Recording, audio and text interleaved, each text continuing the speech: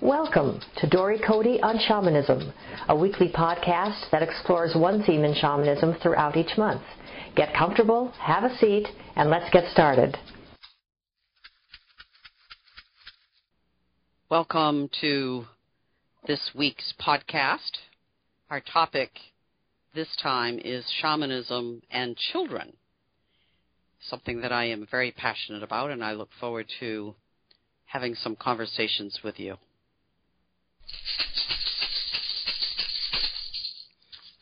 Dory, a listener recently asked about whether you have ever done shamanic healing with children, and if so, then how young can a child be to have effective results from shamanic healing?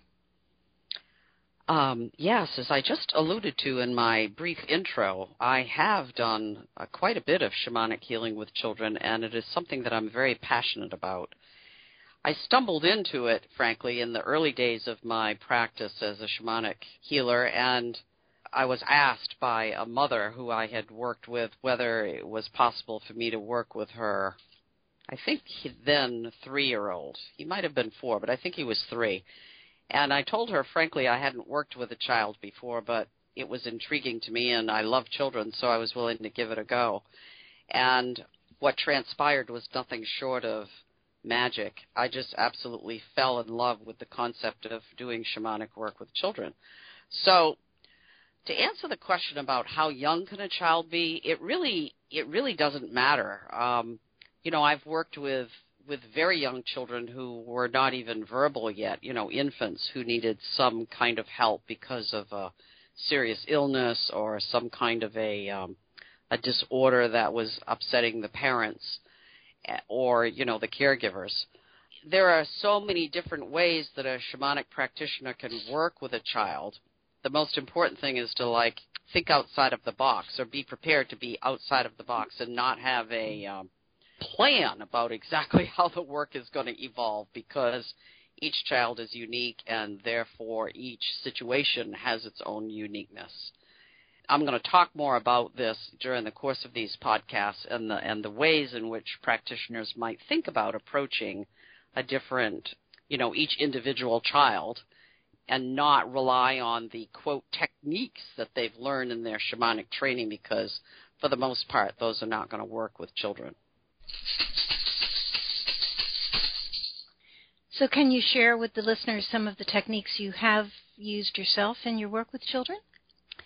Absolutely. I'm happy to do that.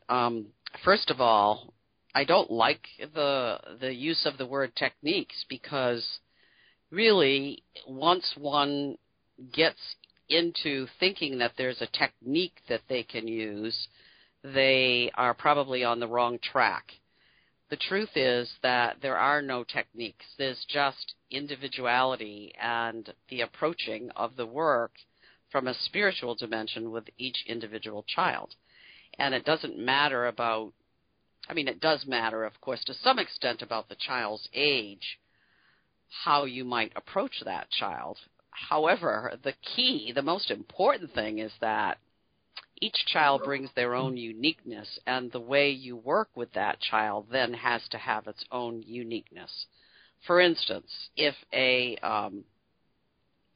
6-year-old boy comes to me with a mom or dad or some other caregiver, and he is a very cuddly 6-year-old, and he loves teddy bears, and he doesn't seem to show any interest in the other things that I have around, like Legos or trains or drums, then my approach with that child is going to be geared to talking about animals and snuggly things, and eliciting from him what it is he loves and what does he love to do and who's his best friend and does he have any animals at home. And so then I'm going to work with whatever that child is able to give me in order to create an atmosphere in which he is going to be conducive to receiving the work.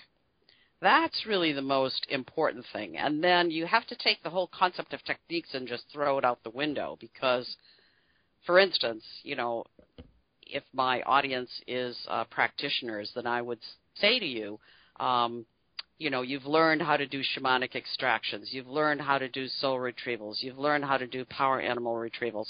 But you cannot do those ceremonies the same way with a child as you would with an adult, because children are not likely going to be interested in lying still on a table while you rattle and drum and journey to the drumming sounds. You need to engage that child in some way in the process and be prepared to do the extraction work in some unique way, for instance, or the soul retrieval or whatever else is called for. I think about a time when I was called to somebody's home to do some releasing of some negative energy that was definitely being held in a particular child. And I think it happened again to be a young boy. I think he was probably about 7. And, I had no idea how I was going to do this work. But yet, as I surrendered to my helping spirits and prepared myself, I engaged him in some physical activity. And it came to me that what we needed to do was play tug with each other and have him hold the end of a piece of rope up near his solar plexus while I was on the other end of the rope, and I was actually in an altered state. It might not have been apparent to the parent or the child, but I was in an altered state, and I was doing the extraction work by pulling on the rope that he was holding on to the other end of. And he loved this because it was very engaging. It was physical.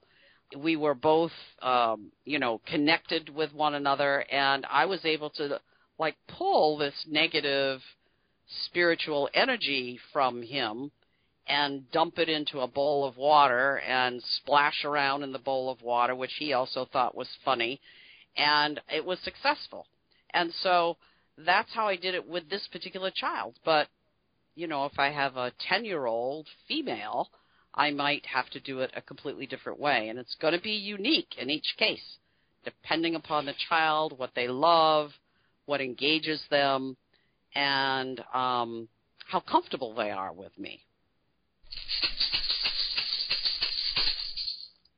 Dory, does a parent have to be present with you when you work with children? Yes, unless the child is really more a tween or a teen. I again, make those decisions somewhat individually, but I've found from experience that once a child reaches the age of about 13 or 14, depending on their level of maturity, they often prefer to not have the parent present, the healing work, because then it gives them the freedom to speak their mind and to express themselves in ways that they might feel inhibited by with the parent present.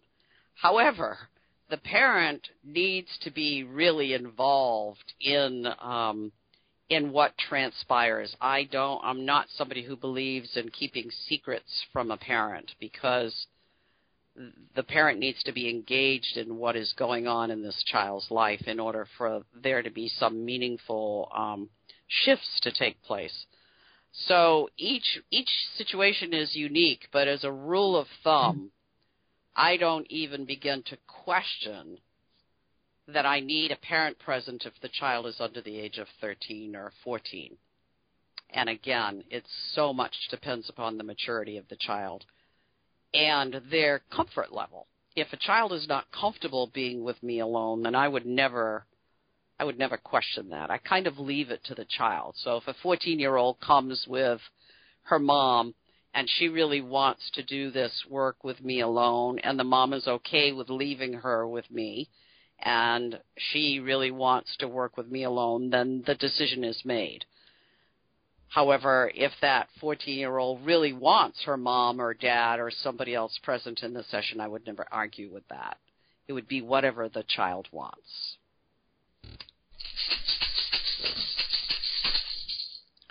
Who gives permission for this work, the child or the adult or parent or guardian?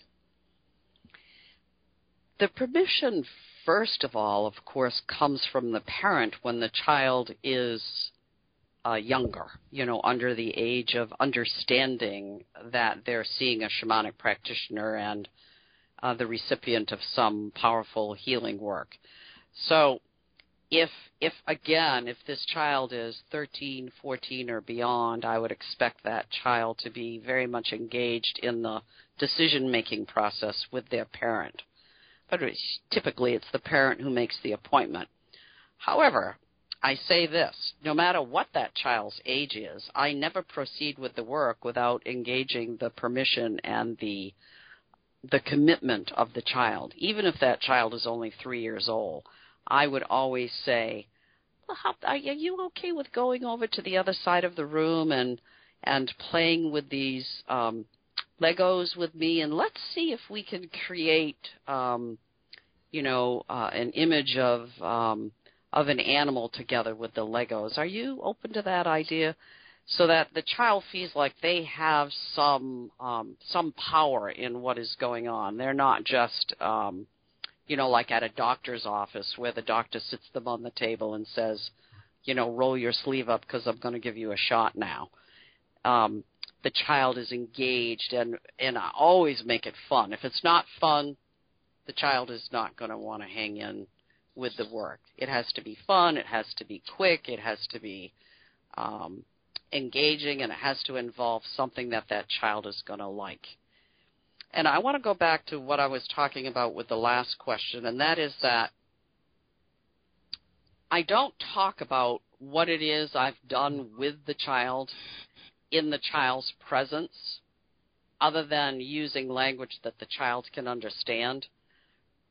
After the parent and the child have left, I always create it so that the parent and I either have another private meeting, or most of the time we have a follow-up phone conversation in which I then am able to relate to the parent in adult language what it is I observed and what it is my helping spirits did in the way of work, so that the parent has, a more intellectual adult understanding of what has transpired.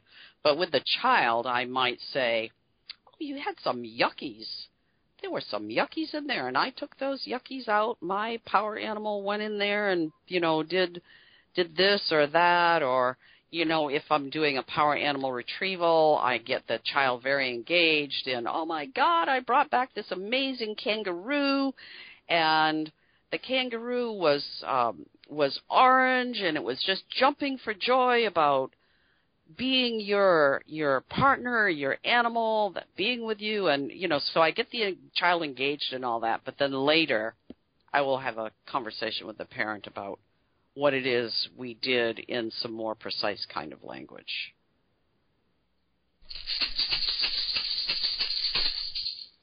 This completes the prepared questions for the first introductory episode on Shamanism and Children.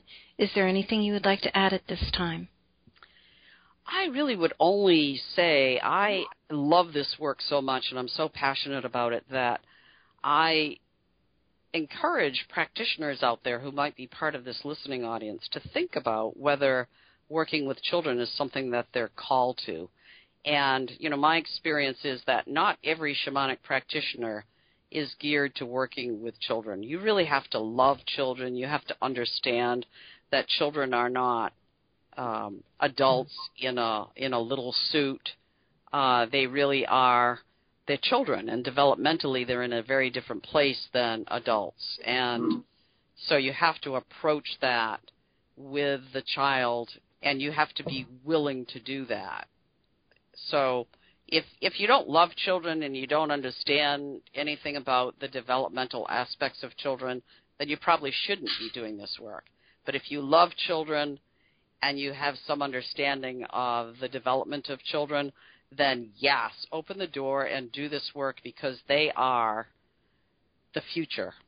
It's so important to understand that children can be severely impacted by events in their families, events in the world, and for us to overlook the fact that they also need the healing possibilities that shamanism has to offer is a huge mistake.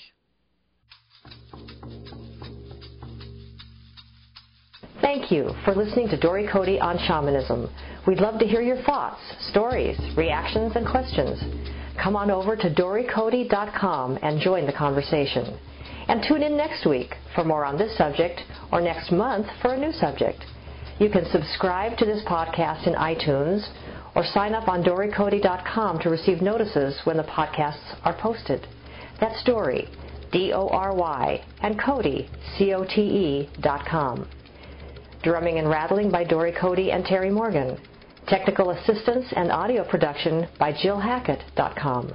And this is Susan Savelle, wishing you many blessings in your life. We hope to have you join us next time.